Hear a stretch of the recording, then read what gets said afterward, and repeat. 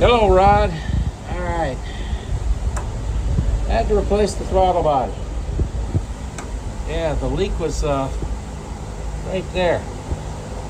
So, got her squared away. Got her readjusted. She's ready to rock and roll. Do it.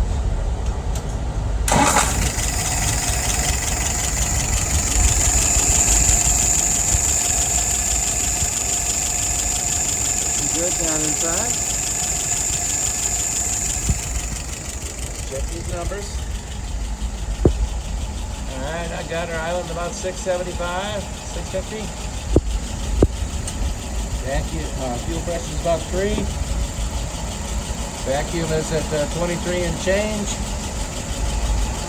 Well, 42 and some change. Looking good there. Alright, more through.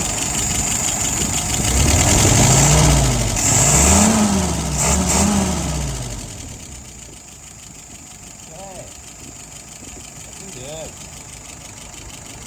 All right, sir. Thank you.